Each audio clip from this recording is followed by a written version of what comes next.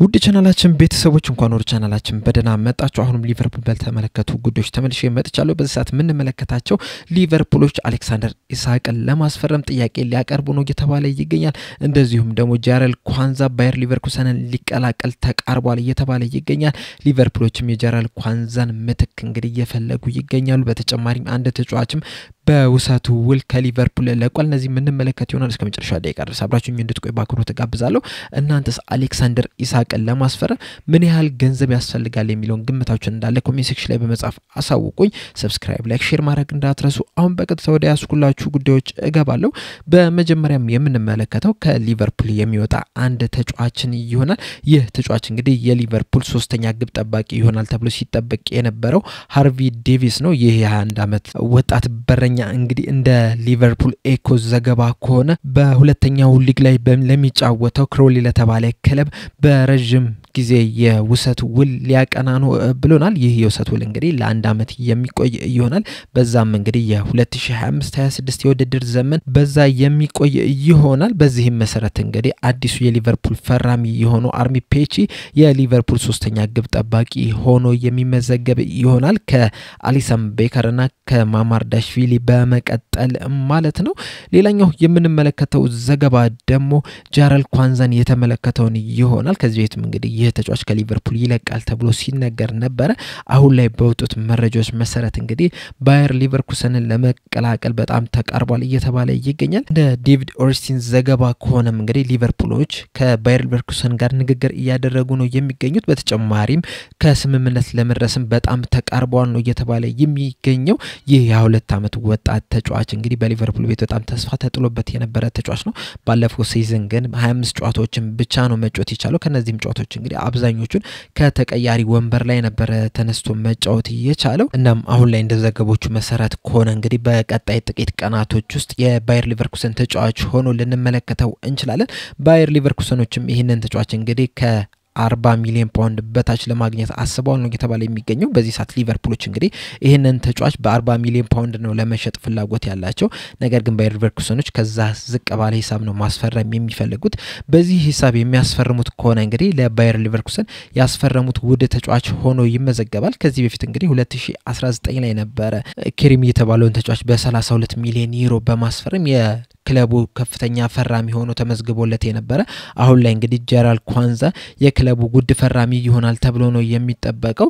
ሌሎች ዘገቦች እንደተናገሩት ከሆነ ደግሞ ለምሳሌ አሁን ፍሎሪን ፕላተንበርግ እንደዚሁም ደግሞ ፋብሪዞ ሮማኖ እንደተናገሩት ከሆነ ባየር ሊቨርኩሰኖችና ጃረል ኳንዛ በግል ጉዳዮች ላይ ከስምምነት ደርሰዋል ነው እየተባለ የሚገኘው። እንደዚሁም በፋብሪዞ ሮማኖ አየይዞ እንደተናገረው ከሆነ ባየር ሊቨርኩሰኖች ለዚህ ተጫዋች እንግዲህ 30 ሚሊዮን ፓውንድ ሲደመር ተጨማሪ ጥቅሞችን አዶንሶችን ጨምረው ለሊቨርፑል ጥያቄ ሊያቀርቡ ነው እየተባለ የሚገኘው። እስካሁን ድረስ እንግዲህ በቃል ደረጃ ነው እየተነጋገሩ የሚገኙት። በቀጣይ ጥቂት ቀናቶች ውስጥ እንግዲህ ይህ ነገር ወደ ላቀ ደረጃ በመድረስ ነገሮቹ ለተጠናቀው የባየር ሊቨርኩሰን ተጫዋች የመሆን ቻንሱ በጣም የሰፋ ነው እየተባለ የሚገኘው። በዚህ የክረምት የዝውውር መስኮት እንግዲህ ይህ ተጫዋች በባየር ሊቨርኩሰንና በሊቨርፑል መካከል የተደረገ ስምምነት ሶስተኛው ተጫዋች ያደርጋል። ከዚህ በፊት እንግዲህ ሊቨርፑሎች ፍሪምፖንግን ከዚሁ ክለብ ማስፈረማቸው አይዘነጋም። እንደዚሁም ደግሞ ፍሎሪን ቪርስ ራሱ በቅርብ ቀናቶች ውስጥ ይጠናቀቃል ተብሎ ነው የሚጠበቀው። እንደውም ዛሬ ላይ በወጡ መረጃዎች መሰረት እንግዲህ ይህ ተጫዋች ወደ ማንቸስተር ከተማ መድረሱ ተረጋግጧልና ምናልባትም ዛሬ የሕክምና ምርመራውን የመጀመሪያውን ክፍል ያደርጋል ተብሎ ይጠበቃል። በነገው ዕለት ደግሞ ቀሪውን ያደርግና የሊቨርፑል ተጫዋች መሆኑ በይፋ ይነገራል ተብሎ እየተጠበቀ ነው የሚሆነውና ከነዚህ ሁለት ተጫዋቾች በመቀጠል ደግሞ ጃረል ኳንዛ ከሊቨርፑል ወደ ባየር ሊቨርኩሰን ሊቀላቀል ይችላል ነው እየተባለ የሚገኘው።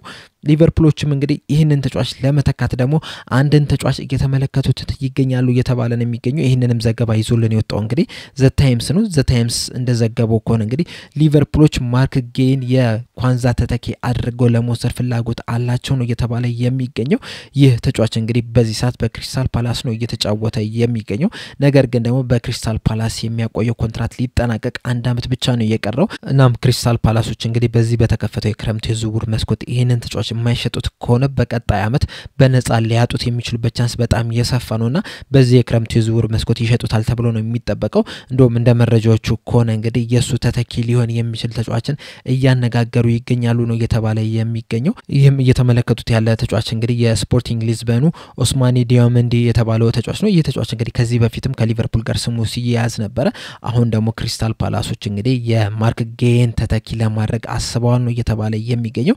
በክሪስታል ፓላስ የሚያቆዩ አንድ አመት ብቻ መሆኑ ደግሞ ለሊቨርፑል በጣም ይጠቅማል ተብሎ ነው የሚጠበቀው። ምክንያቱም ከቫልዩ አንፃር ከሚሸጥበት ዋጋ አንፃር ስንመለከተው በጣም የቀነሰ ነው የሚሆነው። ከዚህ በፊት እንግዲህ ለዚህ ተጫዋች የተለያዩ ክለቦች ጥያቄ አቅርበው ነበርና ለምሳሌ አሁን ባለፈው የክረምት የዝውውር መስኮት ኒውካስል ዩናይትዶች ማስፈረም ፈልገው ነበር። ነገር ግን ደግሞ ክሪስታል ፓላሶች 60 እና 70 ሚሊዮን ፓውንድ እንፈልጋለን ሲሉ ነበር ከዚህ ተጫዋች። ነገር ግን በዚህ የክረምቱ የዝውውር መስኮት አንድ አመት ብቻ መቅረቱ ተከትሎ ቢያንስ ወደ 40-45 ሚሊዮን አካባቢ ነው የሚፈልጉት ነው እየተባለ የሚገኘው። ሊቨርፑሎችም እንግዲህ ምናልባት ጄራል ኳንዛን ለባየር ሊቨርኩሰን የሚሸጡ ከሆነ የሱን ተተኪ በማድረግ ማርክ ጌን ወደ ሊቨርፑል ማምጣት ይፈልጋሉ እየተባለ ይገኛል። ሌላኛው ጥቅሙ ምንድነው? ይህ ተጫዋች እንግዲህ እንግሊዛዊ ነው። ስለዚህም እንግዲህ በሊቨርፑል ቤት አሁን ላይ እየሳሳ የሚገኘውን የሆም ግሮን ኮታን ለማሟላትም ይመቻል። በተጨማሪም ደግሞ በፕሪሚየር ሊጉ ላለፉት ጥቂት አመታት ሲጫወት ተመልክተናልና ፕሪሚየር ሊግ ፕሩቭ የሆነ ተጫዋች ነው። ይህም ለሊቨርፑል በጣም ጠቃሚ ነው። ሲቀጥልም ደግሞ በፕሬዠር ውስጥም ራሱ በጣም ተረጋግቶ መጫወት የሚችል ተጫዋች ነው። ስለዚህ ለሊቨርፑል በጣም ከፍተኛ ጥቅም መስጠት የሚችል ተጫዋች ነው ተብሎ ነው የሚጠበቀውና ሊቨርፑሎች እንግዲህ ጄራል ኳንዛ ለመተካት ይህንን ተጫዋች እንዳማራጭ አድርገው ይዘውታል። በርግጥ በዚህ ሰዓት እንግዲህ የሊቨርፑል የተከላካይ መስመር በጣም እየሳሳ ነው የሚገኘው። አንደኛው ጄራል ኳንዛ ከሊቨርፑል ሊወጣ ነው እየተባለ ነው የሚገኘው። በተጨማሪም ደግሞ የጆ ጎሜዝን ጉዳይ ሁላችንም የምናውቀው በጉዳት በጣም እየተቸገረ መሆኑ ነው። ሶስተኛው ደግሞ የኢብራሂም ኮናቴ የኮንትራቱ ሁኔታ ራሱ እስካሁን ድረስ አልተፈታም። በሊቨርፑል ይቆያል አይቆይም የሚለው ነገር እንግዲህ እስካሁን ድረስ በግልጽ የተነገረ ነገር ስለሌለ ምናልባትም ላይቆይ የሚችልበት ቻንስ አለ።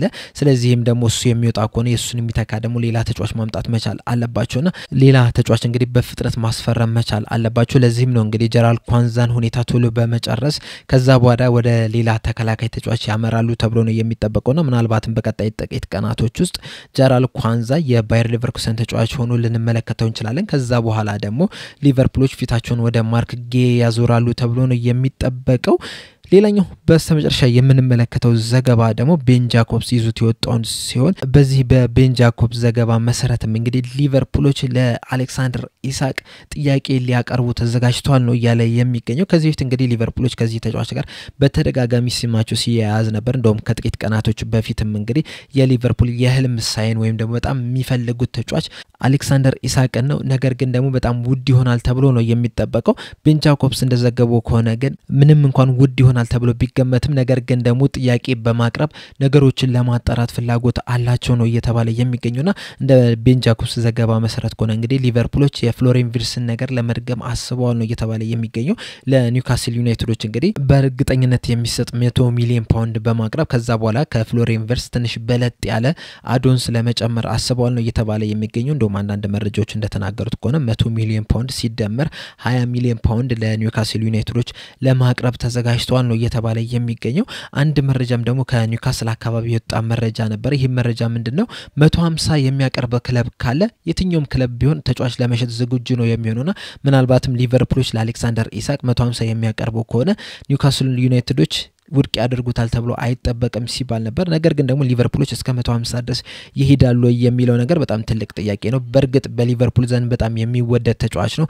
በጣም ብዙ ኳሊቲ ያለው ተጫዋች ነው። ነገር ግን ደግሞ እንደዚህ ኳሊቲ እንዳለው ሆኖ ጉዳትም የሚያስቸግረው ተጫዋች ነው። በርግጥ በጉዳት ምክንያት እንግዲህ ብዙ ጨዋታዎች አመልጡትም። ነገር ግን ደግሞ አንድ ሁለት እየተባሉ የተለያዩ ተጫዋቾች ሲያመልጡ ተመልክተናል። በዚህ ሲዝንም ባለፈው ሲዝንም እንደዚህ ጨዋታዎች ሲያመልጡ ተመልክተናልና ለእንደዚህ አይነት ተጫዋች ደግሞ ሊቨርፑሎች እስከ 150 ድረስ ያወጣሉ የሚለው ነገር በጣም ትልቅ ጥያቄ ነው።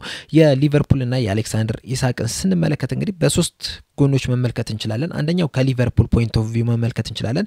ሁለተኛው ከተጫዋቹ ፖይንት ኦፍ ቪው፣ ሶስተኛው ደግሞ ከኒውካስል ፖይንት ኦፍ ቪው መመልከት እንችላለን። አሁን ከኒውካስል ስንጀምር ኒውካስል ዩናይትዶች እንግዲህ በአሌክሳንደር ኢሳቅ ላይ ሁለት አይነት ውሳኔዎችን መወሰን ይችላሉ። አንደኛው አንሸጥም ብለው ለቀጣይ አመትም በአሌክሳንደር ኢሳቅ የተመሰረተ ቡድን መስራት ይችላሉ። ከዛ በቻምፒየንስ ሊጉም በፕሪሚየር ሊጉም ጥሩ የሚባሉ ስኬቶችን ለማምጣት ጥረት ሊያደርጉ ይችላሉ። ሌላኛው ነገር ደግሞ ምንድነው? እሱን በመሸጥ ከሱ የሚገኘውን ሂሳብ ደግሞ የተለያዩ ተጫዋቾችን በማምጣት ጥሩ የሚባል ቲም መገንባት ይችላሉ። አሁን ለምሳሌ ከዚህ በፊት ሊቨርፑል ፊሊፔ ኮቲኖን ለባርሴሎና በመሸጥ በሱ ገንዘብ ቨርጂል ቫን ዳይክንና አሊሰን ቤከርን አምጥቶ እንግዲህ አሁን ላለበት ቲም መድረስ ይችላልና ኒውካስል ዩናይትዶችም እንደዚህ አይነት ተመሳሳይ ነገር ማድረግ የሚችሉበት ቻንስ አላቸው።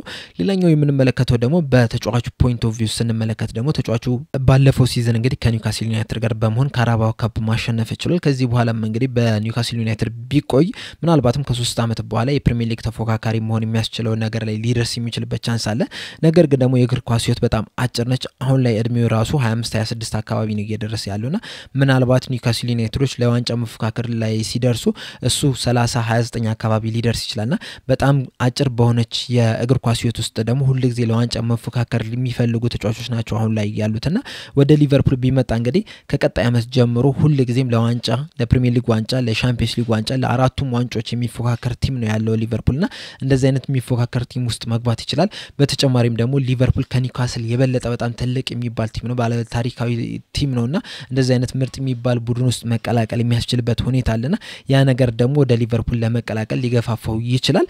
ከሊቨርፑል ፖይንት ኦፍ ቪው ስንመለከት ልጁ በጣም የሚገርም አጥቂ ነው። ለሊቨርፑል እንግዲህ ለቀጣይ አመታት ድንቅ ግልጋሎትን መስጠት ይችላል። ለሚመጡት 5 አመታት በሊቨርፑል ቤት ቆይቶ እንግዲህ የተለያዩ ነገሮችን ማሳካት የሚችልበት እድል አለው። ሲቀጥልም ደግሞ ከ2 አመት በኋላ ቨርጂል ቫን ዳይክና ሙሐመድ ሳላ ኮንትራታቸው ያበቃል። ከዛ በኋላ ይቀጥላሉ የሚለው ነገር በጣም ትልቅ ጥያቄ ነውና ምናልባት እነዚህ ተጫዋቾች በሊቨርፑል ባይቆዩ አሌክሳንደር ኢሳቅና ፍሎሪያን ቪርትዝ እንግዲህ የሊቨርፑል ቀጣይ ኮከቦች ሆነው መቀጠል የሚያስችላቸው ሁኔታ ሊኖር ይችላልና ሊቨርፑሎች ለቀጣይ ተከታታይነት ያለው ዳይናሲቲ የእግር ኳስ ኃያልነት ለመገንባት እንግዲህ አሌክሳንደር ኢሳቅ የነዚህ መሰረት ሊሆን የሚችልበት ቻንስ አለና ለሊቨርፑል እንግዲህ በጣም ከፍተኛ ጥቅም ይሰጣል። ነገር ግን ደግሞ ኒውካስል ዩናይትዶች ይለቁታል ወይ እንደዚሁም ደግሞ አሌክሳንደር ኢሳቅስ ከኒውካስል ዩናይትድ መውጣት ይፈልጋል ወይ የሚሉት ነገሮች እንግዲህ በጣም ትልቅ ጥያቄ ናቸው። ነገር ግን ደግሞ አንዳንዴ ስናስበው እንደው ሊቨርፑሎች ዝም ብሎ ከመሬት ተነስቶ ጥያቄ አያቀርቡም።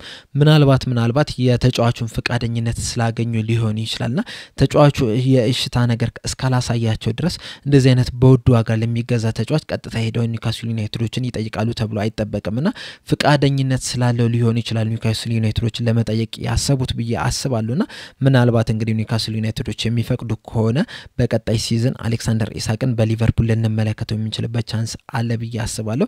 ነገር ግን እኔ እንደግሌ ማለት ነው ይህንን ተጫዋች እንግዲህ ማክሲመም 130 ሚሊዮን ፓውንድ ድረስ ብቻ ነው መገዛት ያለበት ብዬ ነው የማስበው። ምክንያቱም ቅድም እንደነገርኳችሁ በተደጋጋሚ ይጎዳል። ሲቀጥልም ደግሞ ሊቨርፑሎች ሌሎች ቦታዎችን ማጠናከር መቻል አለባቸው። አጥቂ ላይ ብቻ አይደለም ተከላካይ ስፍራው መጠናከር አለበት። እንደዚሁም ደግሞ የመሃል ሜዳ ተጫዋቾች ራሱ ከተገኘ ሌላም ተጫዋች መምጣት መቻል አለበት። እንደዚሁም ከሊቨርፑል የሚለቁ ተጫዋቾችም አሉና አንዳንድ ቦታዎች መጠገን መቻል አለባቸው። አንዳንድ ቦታዎች ደግሞ አፕግሬድ መደረግ መቻል አለባቸውና ሙሉ ያለህን ወጪ እንግዲህ አንድ ተጫዋች ላይ ማውጣት ተገቢ አይደለም። በርግጥ ሊቨርፑሎች ፍሎሪያን ቪርትዝንም አስፈረመው አሌክሳንደር ኢሳቅንም የማስፈረም አቅም ቢኖራቸው ማለት ነውና አንዳንድ ጊዜ በደንብ አስተውለን ማውጣት መቻል አለብን። ደግሞ ምናልባት አንዳንድ ጊዜ እንግዲህ በወዱ ዋጋ ያስፈረምኩ ተጫዋች ሁሉ ላይ ይሰራል ማለት አይደለም። ክለብ በሚቀይሩበት ሰዓት እንግዲህ ያቋማቸው ወርዶ ልንመለከት እንችላለን። በርግጥ አሌክሳንደር ኢሳቅ ላይ እንደዚህ አይነት ነገር ያጋጥማል ማለት አይደለም።